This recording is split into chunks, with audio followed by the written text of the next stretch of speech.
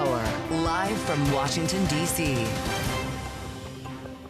From Bloomberg's Washington, D.C. studios to our TV and radio audiences worldwide, welcome to Balance of Power. Alongside Tyler Kendall, I'm Joe Matthew. Tonight, the president cuts tariffs on beef, coffee, and other goods as the White House celebrates a breakthrough deal with Switzerland. The trade agreement that has been, quote, essentially reached, according to the USTR, lowering tariffs on Swiss goods to 15%. We'll have details following a months-long dispute between both nations and report on the new tariff cuts on groceries as consumers feel the impact of the trade war when former Labor Department chief economist Betsey Stevenson joins on how the market reacted as well when Romaine Bostick joins for tonight's Power Moves.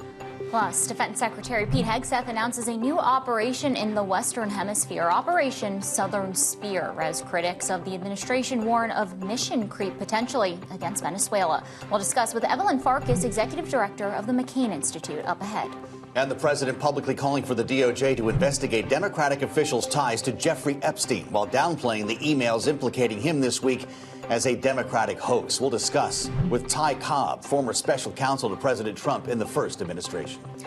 But we begin tonight with news from the White House as the White House announces a reduction in tariffs on beef, tomatoes, coffee, and bananas in a bid to lower grocery prices. All these goods can't be produced in large amounts enough domestically to meet consumer demand. Comes the same day as a breakthrough deal between the U.S. and Switzerland that will bring tariffs on Swiss goods down to 15%, according to the USTR. Jameson Greer.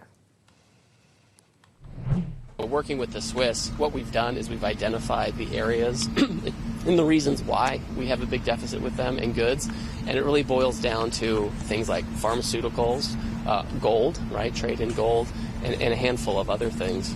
And so the Swiss, as part of their agreement, they've said we are going to have $200 billion in investment, during President Trump's term, starting with about $70 billion investment next year, and it will be in these areas. We expect that the Swiss will have a tariff rate similar to what the EU has, a 15% rate all in. Joining us now here in our Washington bureau is Bloomberg's Lauren Dezenski. Lauren, let's start with these carve-outs that we're seeing for foods that aren't so easily produced here domestically. What is the political calculus tonight from the White House? Why are they deciding to announce this now? It's one word: affordability. This is all what the White House has been all about ever since the elections last Tuesday, where Mamdani won in New York on a campaign promise of affordability. And really, Donald Trump is looking at his polling numbers and looking at really the state of the economy right now. Indicators are flashing red, saying that Americans are worried about the cost of living. And the president, having raised tariffs on trading partners, et cetera, has identified that lowering tariff on various parts of American life, such as the foods that we eat for breakfast and other meals, is a helpful way to lower some of those prices. And again, it truly all goes back to affordability. It's funny because the White House is kind of trying to rewrite history a little bit in saying that, we've been talking about affordability this whole time. But really, I think we'll continue to see announcements like these tariff reductions, ways to kind of work around bringing the costs for regular Americans down lower. Is this sort of a tacit acknowledgement that tariffs are inflationary? Because Peter Navarro was sitting right in that seat last evening. He blamed the Biden administration for this inflation. Yeah, if you asked any member of the administration, they would say absolutely not. I think the administration has tools available to them, and tariffs are certainly one of them, as they have made clear. And raising and lowering tariffs is something that they are able to do to adjust costs for Americans. I don't think that they would certainly go as far as you suggested, Joe, but I think that it acknowledges the fact that the administration is going to try to use tariffs in one way or the other. And I think it rationally makes sense to lower tariffs on goods that America cannot actually produce. Yeah.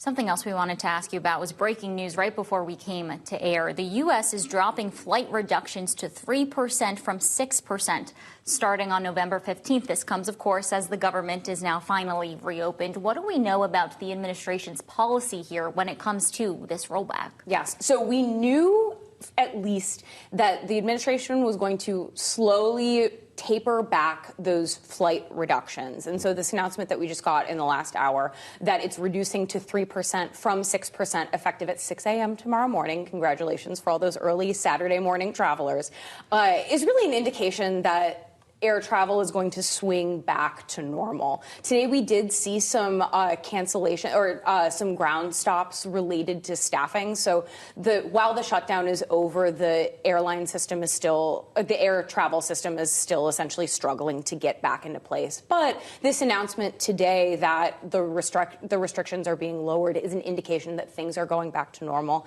And I think for those who are traveling for the Thanksgiving holidays coming up in 2 weeks, get your turkeys, it's a sign that travel should be okay. And I think, to me, it means that Americans can breathe a sigh of relief.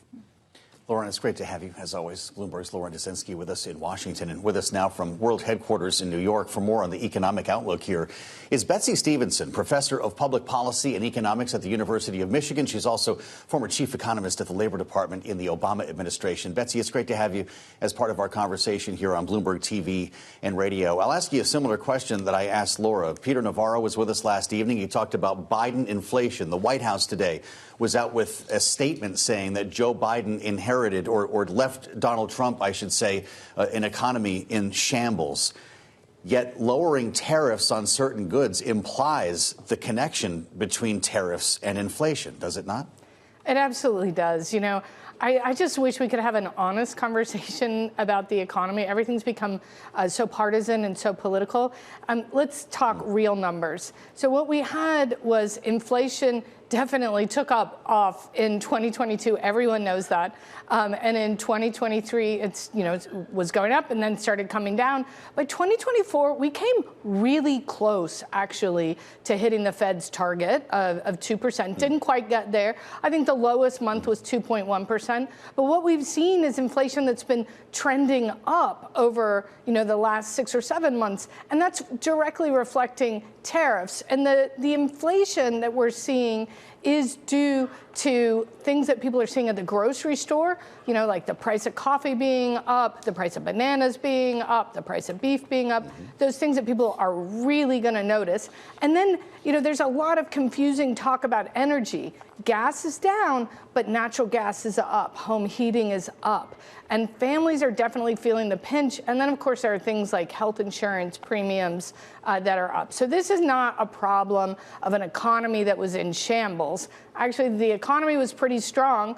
And let's be honest, the economy's not bad right now, right? But we do have slowing job growth, and we have inflation that has stopped improving and, in fact, started getting worse.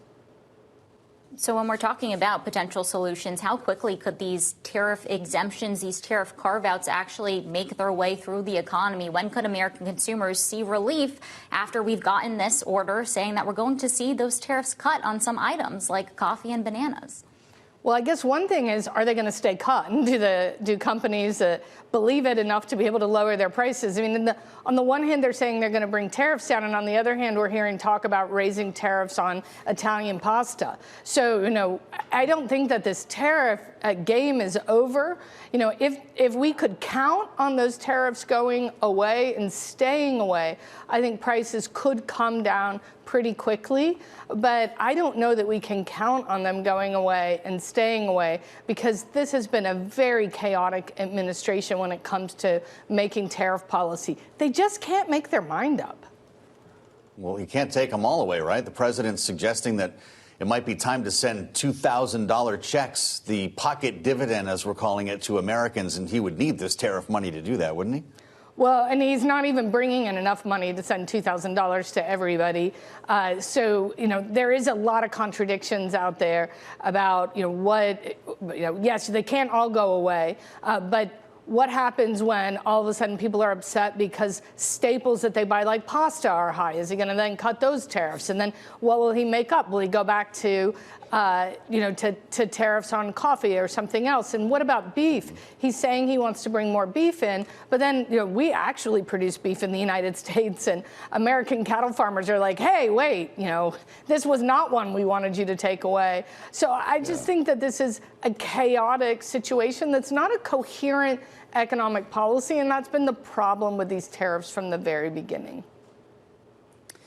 Well, Betsy, the BLS today said that it will release the September jobs report on November 20th. We heard from the NEC director, Kevin Hassett, yesterday, who said that we should get part of the next jobs report, that October report that we're missing, that we may not ever get that unemployment number related to it. Now that the government's reopening, I'd love your thoughts on what this means for the economic outlook, the forecast, which up to this point has been cloudy. Well, it is true that it's very hard to go back and collect data that you just didn't collect in real time, right? So we can't interview households in October. That's gone. So what we can do is ask them about October, but we don't know how good their memory is going to be. And so we do know that the kind of error that we tend to see in the household survey when we skip a period of time, right? This isn't the first shutdown, that it takes a while for that to work its way out. It's not just going to affect the October numbers maybe never being there, but it could stretch on. Now, there's no reason why they can't give us good numbers from employers. So employers, that was one of the complaints, is employers are always late getting their data in anyhow. So hopefully they've all had enough time to close out payroll for October and get those numbers in, and we'll get really good employer numbers, and that'll give us a pretty good sense of what's happening with unemployment. But, it's not going to be perfect data, probably not for several months. You already, Betsy, suggested the partisan politics creeping into this conversation. Is partisanship ruining your business as an economist? Thank you for asking that. It is. It is ruining my business as an economist because, one of the things I tell my public policy students is we're all supposed to agree on the facts about the economy, and then we layer on our values to decide what to do about it. And now we can't get past the facts because we're not agreeing on what's true and what's not true. And if we can't agree on, just whether unemployment is going up or going down, or whether prices are going up or going down, how can we possibly begin to talk about how we want to handle a problem that we can't even identify together? So yes, it's ruining our business, and it makes me really sad. So I appreciate you asking me about it. Well. All right. Compassion from Joe Matthew. Betsey Stevenson, professor of public policy and economics at the University of Michigan. Thank you so much. And we finished the trading week with little direction on Wall Street, though the indexes closed well off their lows of the day, despite worries about inflation making it more difficult for the Fed to cut interest rates next month. The S&P 500 closed down fractionally, and the NASDAQ actually managed to finish with slight gains to the end of a volatile week. For all the details, we turn now to Power Moves with Bloomberg's Romaine Bostick, who joins us live from New York. Hey, Romaine. Yeah, Tyler, my job's been pretty difficult as of late, as well as evidenced by the volatility that you've seen in this market. It's hard to keep track of, guys. I mean, remember, we were coming out of this government shutdown, and that was supposed to be an upside catalyst for markets. But as you were just talking about with Betsy, a lot of the concern right now is about that economic data, a 43-day shutdown that delayed at least 43 official government economic data points. Now, as they start to trickle out, as Betsy alluded to, it's going to be very incomplete, that data, and that means it's very hard to read where the Fed goes next. And that took a real hit to risk appetite on this Friday and, of course, yesterday on Thursday. You saw that reflected in a VIX that actually spiked. Remember, the VIX has actually been relatively subdued. That's a measure of expectations for future volatility in the market, basically over the next 30 days. That has been elevated. In fact, it's been rising now for 3 straight weeks. And that's going to be a big factor as we head into the next couple of weeks when it comes to risk appetite. Another sort of data point to look at, in the markets at least, with regards to that risk appetite, is the big drop, guys, that we saw in Bitcoin. The Bitcoin actually started out this year right around $95,000 or so. At one point, it was $126,000. You take a look at your screen now, we're back down around that $95,000 level, effectively erasing most of the gains here for the year. And that is right now where a lot of folks' head are at, getting out of some of the more riskier pockets of the market and trying to look at something that's a little bit safer and a little bit more of value. Maybe you find that in treasuries, Joe and Tyler. But Treasury yields, they're not going anywhere either. Basically stuck in a relatively tight trading range. They did tick a little bit higher today and on the week, but we should point out this is all going to come down to the next Fed meeting on December 9th and December 10th, and whether the Fed thinks it has enough ammunition to cut rates again, something that the market right now seems to be pricing out of this market as we head towards that meeting.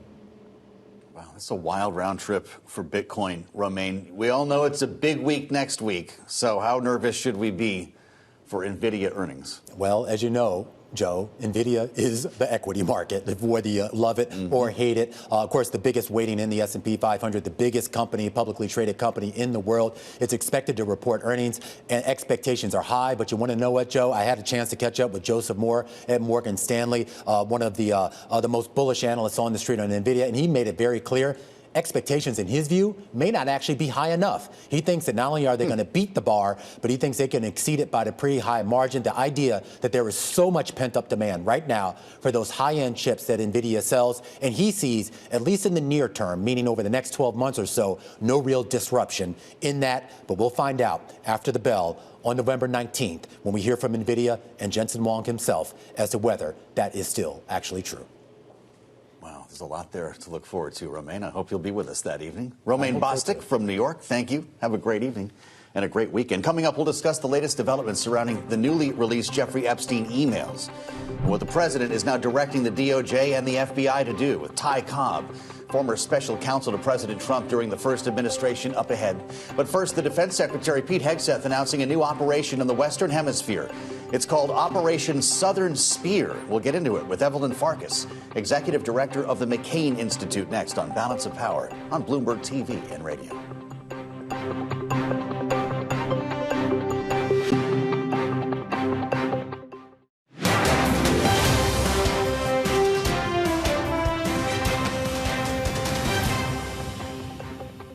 This is Balance of Power on Bloomberg TV and radio. Alongside Tyler Kendall, I'm Joe Matthew in Washington. Less than 20 minutes ago, just before we took air, U.S. Southern Command posted another video of a boat being struck.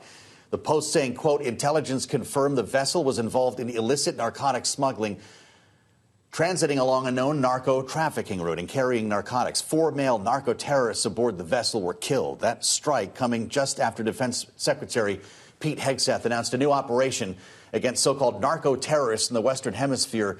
It is called Operation Southern Spear. In a post on social media, Secretary said this is a mission that defends our homeland, removes narco-terrorists from our hemisphere, and secures our homeland from the drugs that are killing our people. That announcement coming in the wake of a massive military buildup.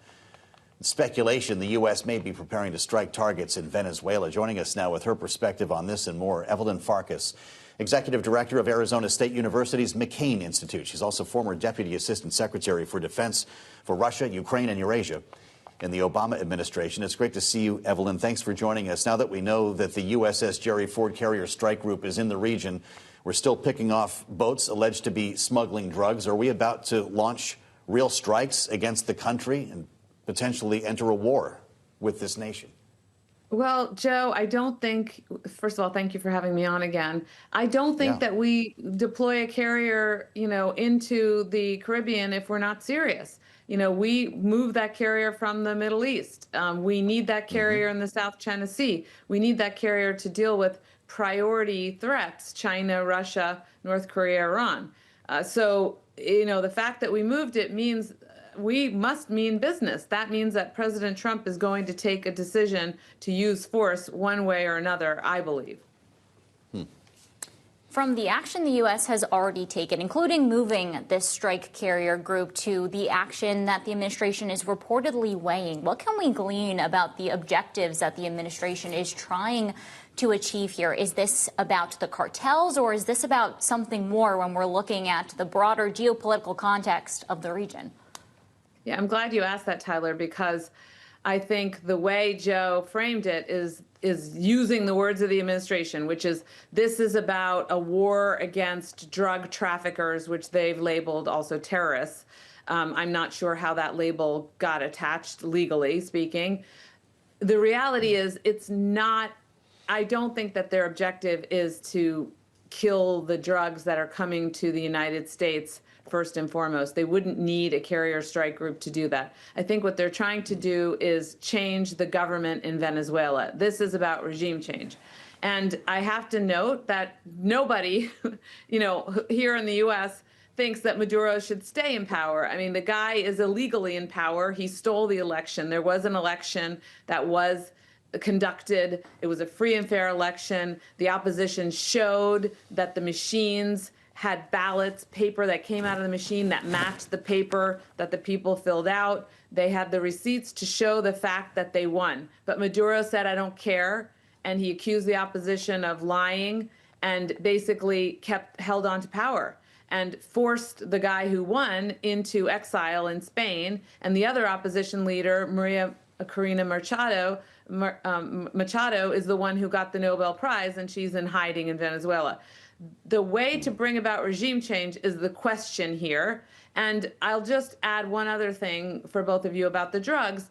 You know, the administration keeps talking about fentanyl. Well, fentanyl is coming through the Mexican border, and it's cocaine that's being transported by these ships by the Venezuelans and others. So they're not even giving us accurate information about the threat that they think they're addressing here. We talked earlier with Michael Allen from Beacon Global Strategies about the motivations and whether this is about a ground assault or a projection of power. Evelyn, here's what he said.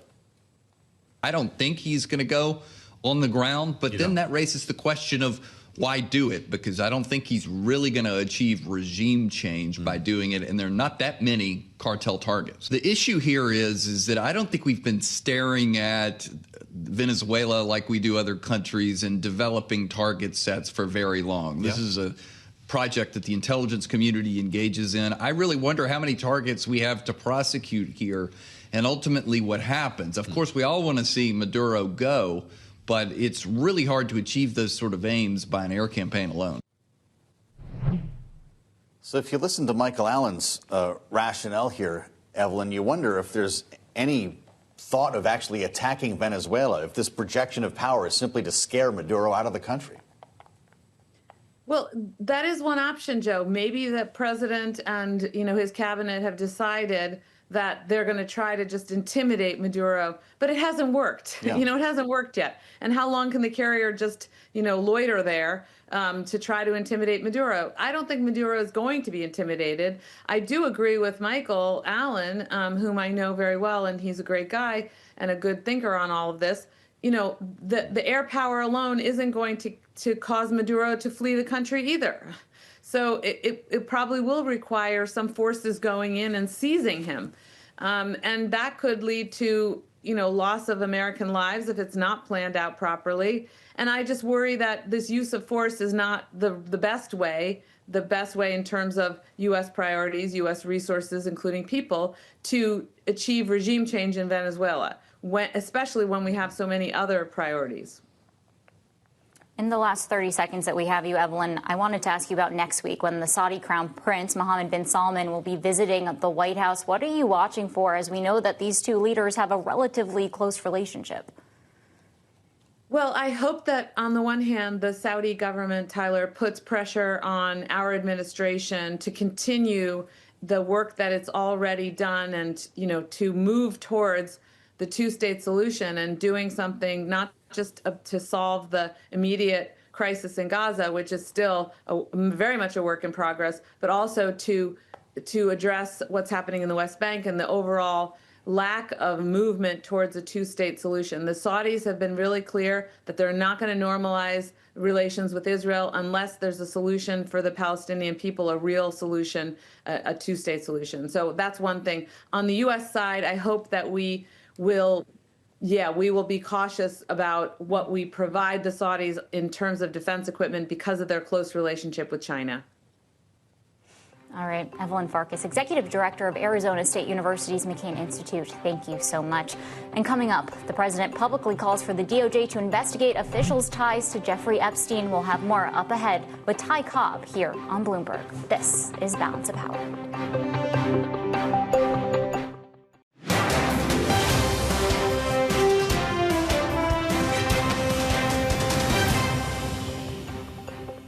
This is Bounce Power on Bloomberg Television and Radio. Alongside Joe Matthew, I'm Tyler Kendall.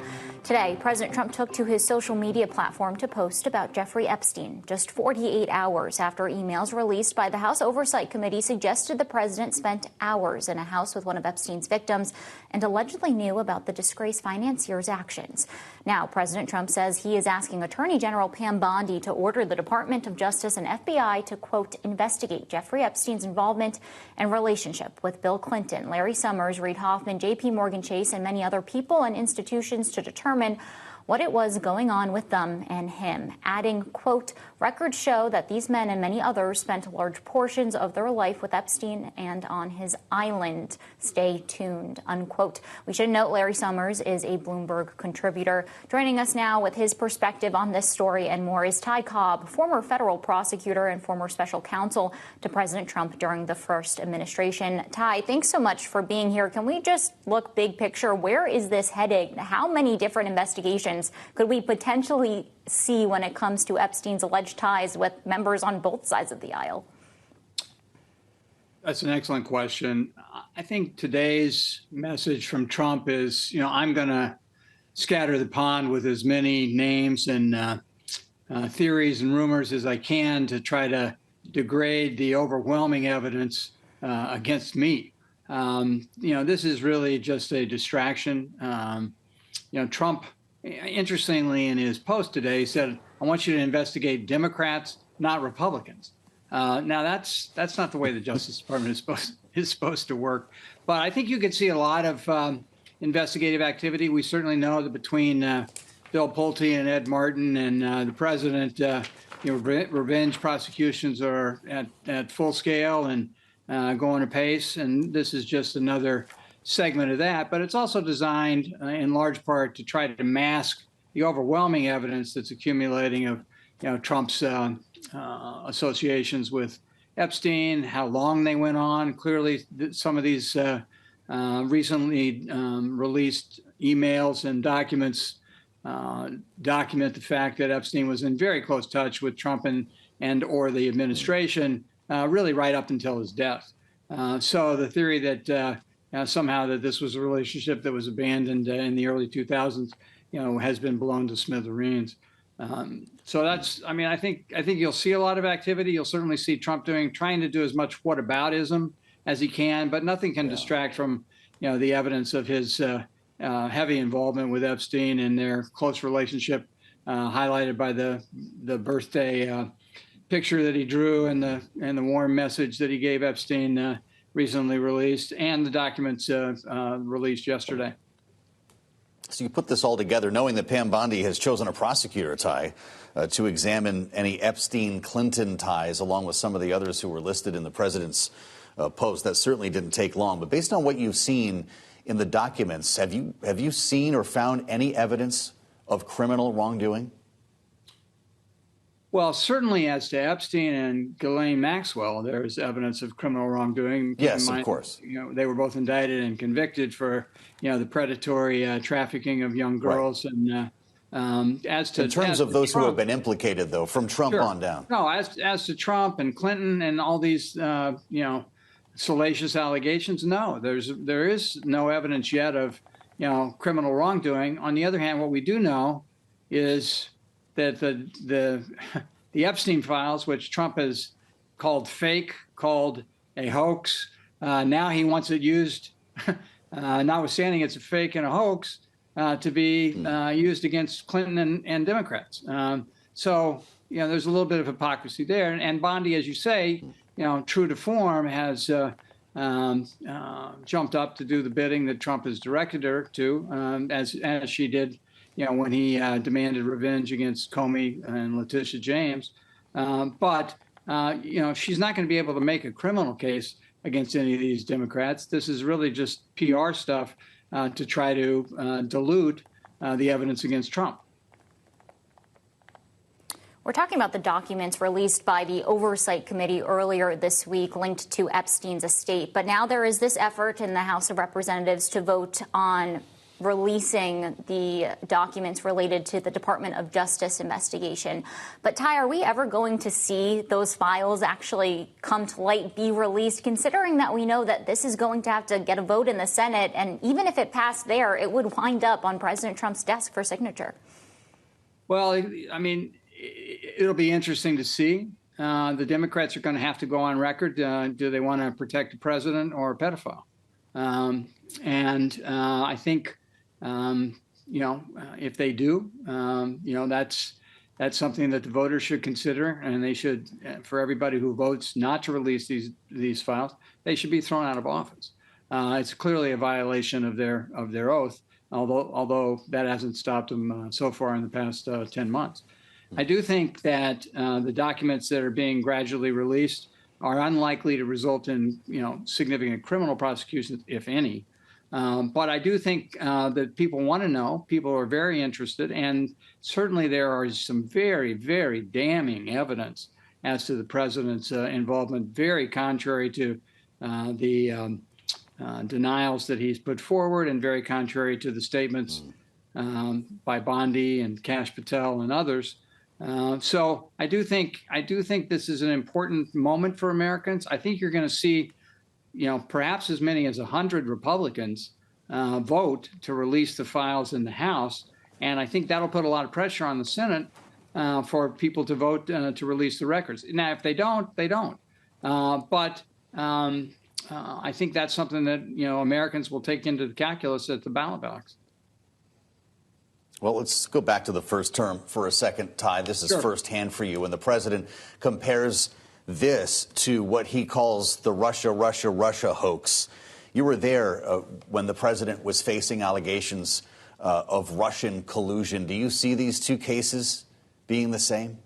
No, I think they're completely unrelated. I mean, one of them was a, election effort, and the president, he uses the term hoax. That's a little stronger than what I would go with, but we do know now, years later, that there was a, Clinton false flag operation that the CIA was concerned about and reported to the White House, and he's certainly got a beef with what happened there, but based on the allegations that Mueller understood at the time, and he was unaware of much of the information that Peter Strzok and Comey had mothballed. So I do think he has a beef about that, but it all got sorted out, and they didn't find any evidence. Here, the evidence is staring us in the face, and it's really a situation where we've got two prior prosecutions, two convictions, and we had Epstein under investigation for these serious offenses at the time he died, which was during Trump's first term, and all these documents that he's mad about coming out now, they were available to his Justice Department in 2019 when Epstein passed away. Something else that came to light this week is in the government funding bill. It includes language that will allow senators to sue the Department of Justice for damages up to $500,000 if their phone records were captured by Jack Smith in his investigation related to January 6th. We've heard from some senators like Senator Lindsey Graham, who has said that he would pursue a legal route here. Is there a legal case to be made based off of the language that's in the text? Well, based off the language that's in the text, which is basically, I think you've got to sort of feel sorry for some of these senators who've been enablers for Trump, because Trump's only been able to increase his net worth by $3.4 billion in the last 10 months. These guys, I'm sure they want a taste too. And here you now have 8 senators who think they're entitled to $500,000 merely because their phone records, not phone records of actual conversations. Nobody listened to a word. Nobody's seen a word. Just the mere fact of who were they on the phone with, which was a necessary investigative step to try to pull up the timeline of the insurrection at the White House on January 6th that Trump provoked, and to see who was on the phone, if anybody, with the president or with Mark Meadows or with other potential witnesses or potential defendants at the time, which is it's like if you have a bank robbery and it might be an inside job, you look at the phone records of the employees. You can't listen to them because they've already occurred, but you want to see, is anybody talking to the criminals? And that's an ordinary investigative thing. It's something that nobody deserves compensation for. And the theory that this payoff was snuck into the bill. It's just sad. It's sad for all Americans that the corruption has spread down from Trump deep into the Republican Party. Well, we'll see if this is struck down legislatively, possibly as soon as next week. Ty Cobb, former federal prosecutor, former special counsel to President Trump in the first administration. We thank you, Ty. It's good to see you. This weekend, Chileans are heading to the polls to elect a new president, where there are 8 candidates for the job. Plus, they're voting on candidates for both their Senate and lower chamber. Joining us now live from Santiago, Chile, to break it all down for us, Bloomberg's Antonia Mufarech. Antonia, thanks for being here. What's at stake in this upcoming election, and why should it have our attention? Thank you so much for having me tonight. And Chile's election is really a key test of Latin America's political mood in general. So for years, Chile has been considered one of the region's most stable countries and economies, and it's also an investor's favorite. But as voters, as you mentioned, head to the polls this Sunday, they really face some stark choices. On one hand, there's ultra-conservative José Antonio Cast, who's promising tougher borders and order. And there's also communist Janet Jara, who is pushing for greater social spending. We also have figures like center-right Evelyn Matei and outsider Johannes Kaiser, who really channels Argentina's Javier Milei and has been gaining ground these last couple of weeks. And in many ways, Chile's vote will really show whether one of Latin America's most stable democracies is ready to follow the rest of its neighbors in the region. Well, since you brought up neighbors in the region, can we talk about the broader geopolitical context here? What could it mean for the rest of Latin America? Definitely. So it's really interesting that you mentioned that, because we're seeing a very similar mood across Latin America in general. And there's this frustration over crime, inequality, and illegal migration as well. So in Chile, this has turned into a demand for order and real results. But it's also feeding into this polarization that we see across the region, and that it's growing across the region.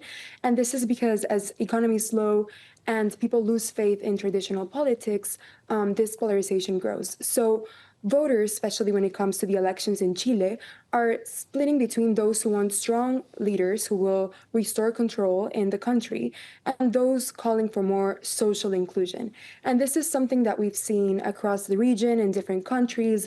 Polarization is rising, fear and frustration over crime, over illegal migration.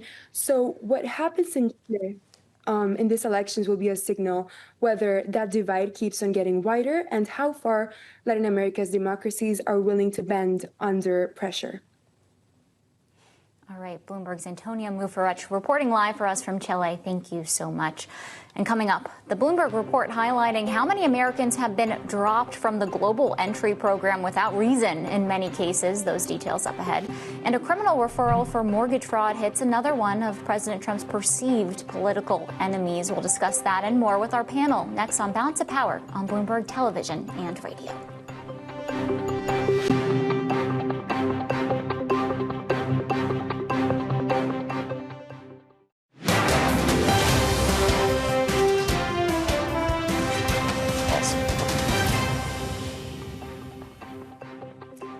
This is Balance of Power on Bloomberg Television and Radio. We'll bring in our political panel in a moment, but first, here are the stories we're watching in today's Power Brief.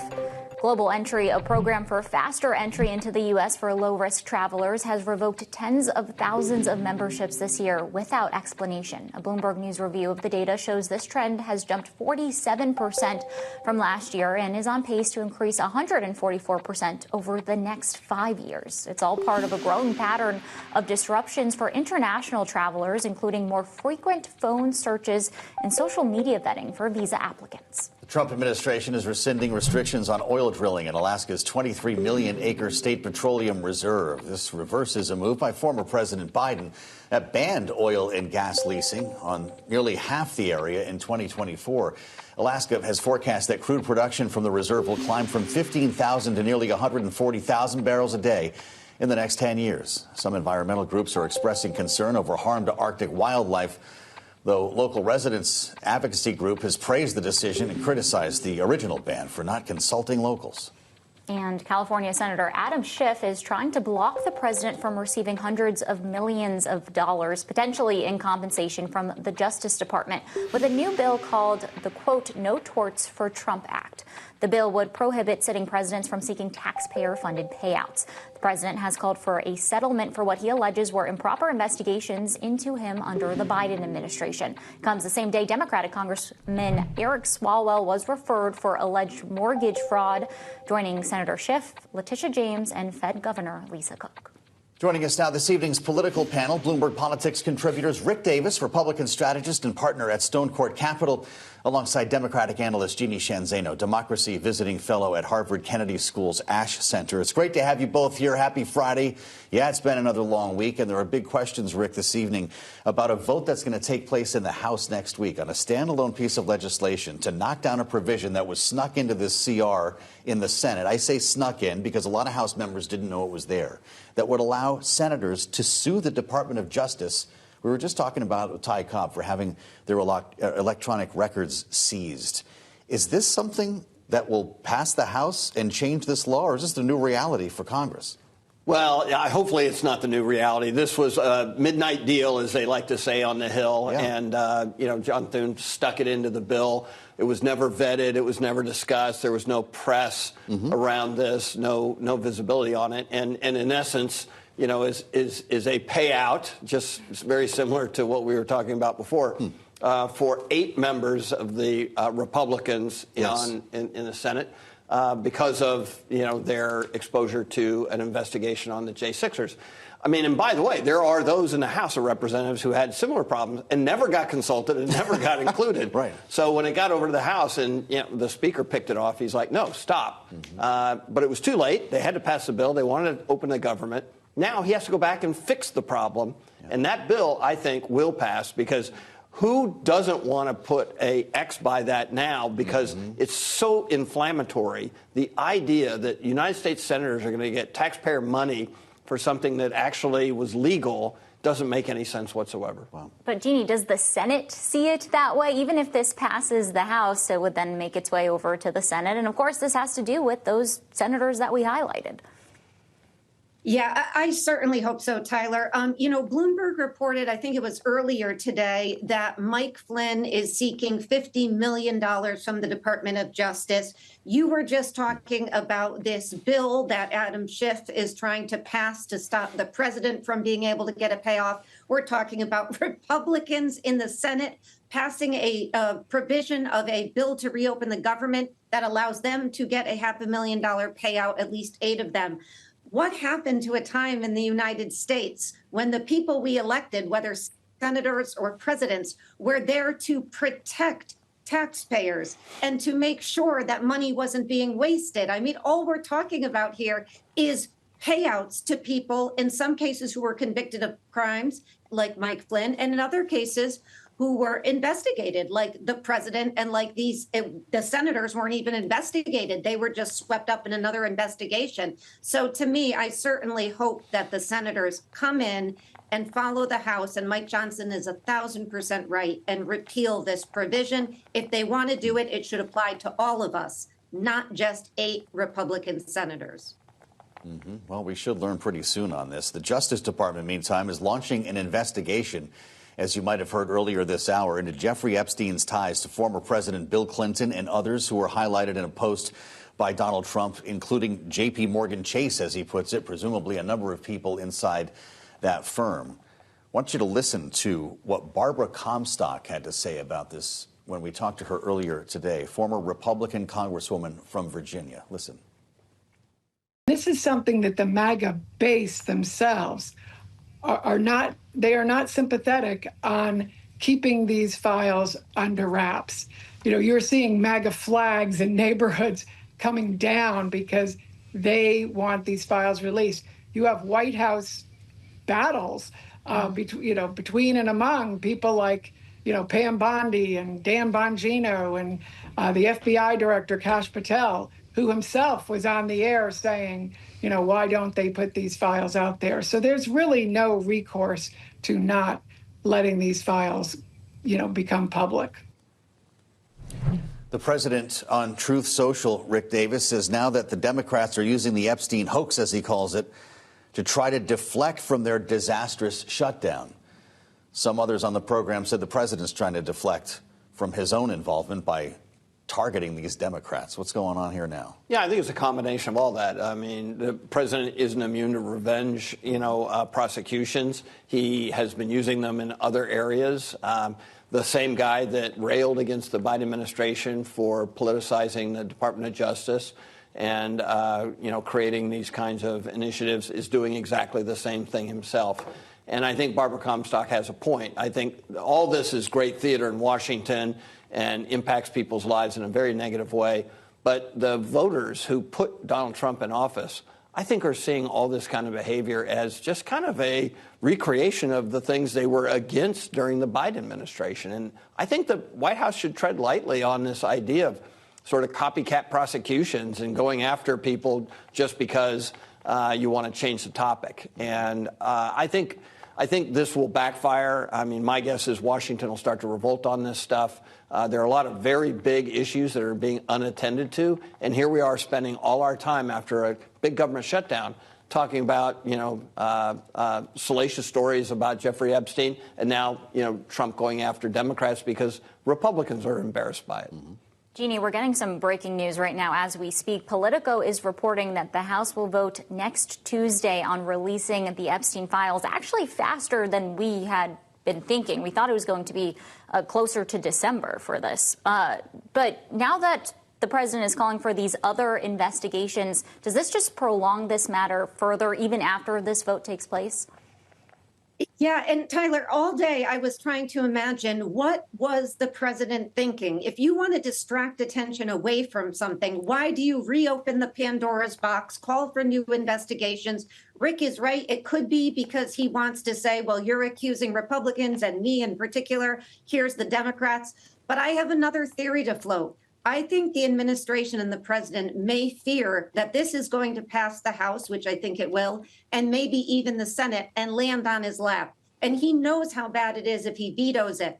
So if he is able to get the DOJ, and by all accounts, Pam Bondi has already appointed somebody to lead the investigation in the Southern District of New York. If he is able to get that investigation underway by the time the Senate takes that vote and this lands on his lap, he can sign this bill to release, and the DOJ can say we can't because we are currently in an active investigation. So that is my theory. I floated out there for all of you to let me know if I'm terribly wrong. But politically, what he's doing makes no sense, except if you look at it that way.